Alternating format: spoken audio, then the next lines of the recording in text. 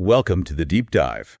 Today, we're looking at a story that pushes human lives right to the absolute edge. That's right. It's a narrative filled with joblessness, street danger, near-death escapes, even death row. And somehow, it all culminates in this single shared moment. A kind of divine intervention, almost. We're digging into the summary of a musical, Nearly Can Kill a Bird, by sam-uQuah. Specifically, we're focusing on the two main characters, Rohi and Takon, young Nigerians facing immense struggles. And this core message delivered through a song, Be Still and Know.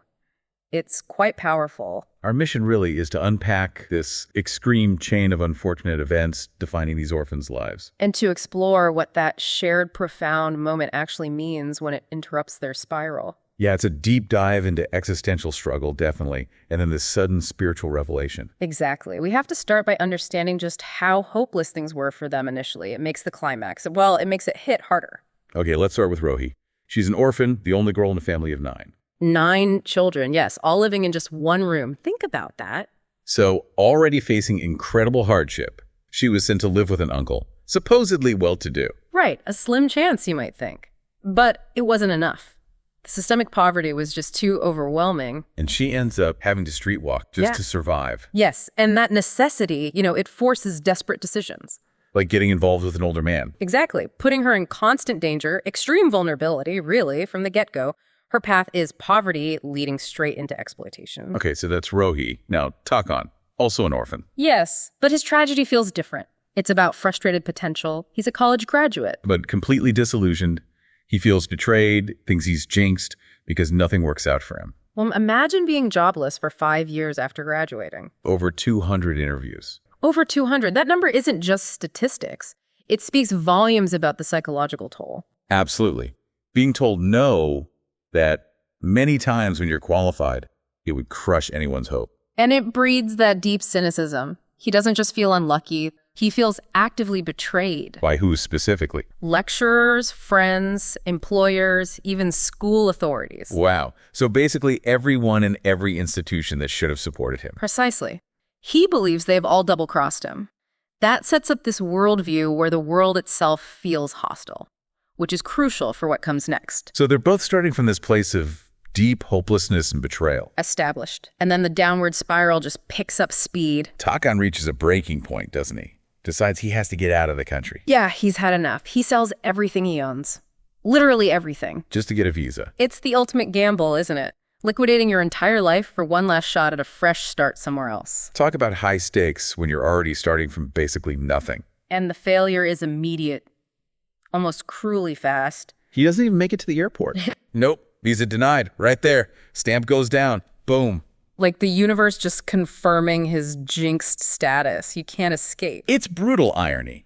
He gives up everything to leave, and the escape plan is dead before it even starts.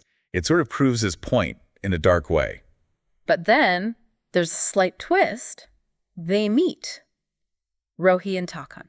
Right. A chance encounter. Maybe fate. Maybe just the author's device. They connect. And they decide, okay, maybe 2 desperate people are better than 1. They hatch a new plan. Yeah, they try to take back some control. Takon decides to relocate. To the north, right. To start a hair salon, a completely new direction. A new trade, new place. And Rohi, she'll stay in his old room, try to find work, and wait for him to succeed. It sounds almost hopeful for 2 people who've known nothing but failure. It's a fragile kind of hope, and it shatters almost immediately. The bad luck, or whatever you call it, has serious momentum. Calamity number 1 hits Takon. He goes north, yes, but gets caught up in the Islamic insurgency there. He barely escapes with his life. Barely. Returns home with nothing. Worse than nothing, actually, because he's traumatized and still broke. The problem escalated from economic to physical danger. And while he's facing that, Rohi's trying to hold up her end back home. And calamity number 2 strikes her. She falls victim to a job scam. Oh, no. So their combined effort results in 2 total disasters. Exactly. One involving violent conflict, the other involving theft. They pooled their despair and got double the failure. They're even lower now than when they started this plan. Lost savings, lost hope. And any remaining belief that they could actually make something work seems gone. It sets the stage for the absolute bottom. Which comes suddenly. Takon is arrested. Wrong place, wrong time. And the consequence is death row. Just like that. Awaiting execution. The state itself has now locked him into his failure. That's the ultimate trap. not just circumstances, but the legal system. And Rohi's reaction is maybe the bleakest part. She's completely overwhelmed, utterly hopeless. She abandons him while he's in jail. Yes. She just doesn't have any fight left. She heads back to their room. With the intention to commit suicide. Yes. So now it's not just about survival against poverty or scams. It's immediate death for both. He faces state execution. She faces self-execution. The universe or the narrative has completely cornered them. And this is where that title, Nearly Can Kill a Bird, really resonates. Yeah. Oh, so? Well, a bird is fragile, easily crushed. And look at everything thrown at them: poverty, exploitation, insurgency, scams, betrayal, the justice system. All these massive forces. Right. And yet they're only nearly killed up to this point. Okay, so this is the ultimate test, which Yeah. brings us to section 3, the intervention. The climax. Rohi is standing on the bed. The noose is around her neck. Takon is locked in his death row cell, waiting. And then the aha moment, simultaneously and possibly. They both hear a voice. A single voice, crossing the physical distance, the prison walls, a shared spiritual event in their moment of ultimate separate despair. What does the voice say? Specific, right? It's tied to the song Be Still and Know.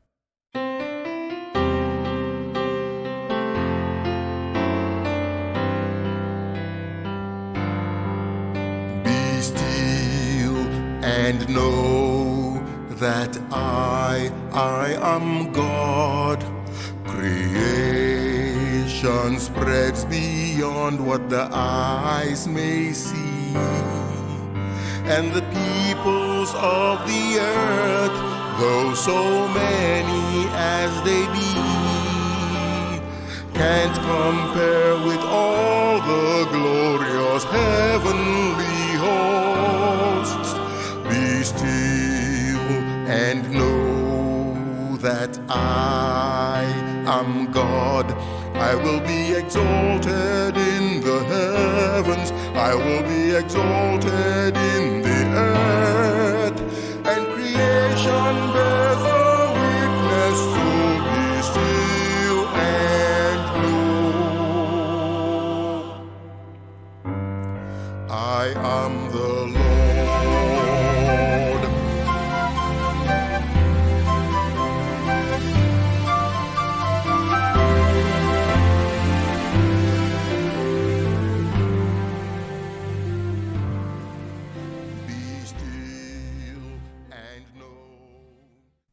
Very specific. It starts with a command: be still and know that I am God. A command to stop the suicide, to stop the despair, maybe. And then it immediately tries to shift their perspective. It says, creation spreads beyond what the eyes may see, trying to pull them out of their immediate agonizing reality. Right, they're focused on the noose, the cell bars, and the voice is talking about God being exalted in heavens and earth. It's a massive scale shift. It provides that cosmic context, but then, crucially, it gets personal. It speaks directly to their history. How? What does it promise them? It offers explicit restoration. It directly counters the specific injustices they've faced. Okay, let's break that down. What's the promise? It's threefold. Listen to this. Be still and know that I am God, and all that was hidden shall I uncover before you. Even that which had been stolen I recover unto you, and all that was forgotten shall you discover anew. Be still and know that I am God. I will be exalted in the heavens. I will be exalted in the earth. And creation bears a witness to be still and know. Be still and know.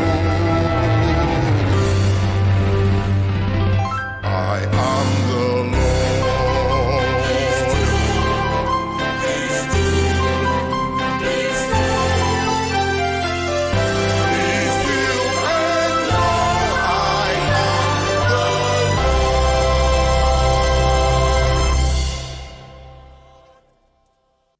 All that was hidden shall I uncover before you. Uncover what was hidden. Okay. Even that which had been stolen, I recover unto you. Stolen. That connects directly to the job scam, Rohi's experience, and Takon's feeling of being robbed of years. Exactly. It validates that feeling of being a victim. And the third part, and all that was forgotten shall you discover. Forgotten. Like their orphan status, their sense of abandonment. Precisely. It assures them their pain, their history hasn't been dismissed or ignored. It's seen. And that first part, all that was hidden shall I uncover. Given Takon's on death row for being in the wrong place at the wrong time, that sounds incredibly significant. Doesn't it? It sounds like a direct promise related to his legal situation, uncovering the truth of what actually happened. So the intervention isn't just offering comfort, it's promising. Well, almost a divine investigation and reversal of their specific misfortunes. It connects their deepest despair to a mechanism for actual rescue, the theft, the betrayal, the wrongful arrest. The voice says these will be actively addressed. This is where the summary leaves us, right? It's a cliffhanger. Yeah.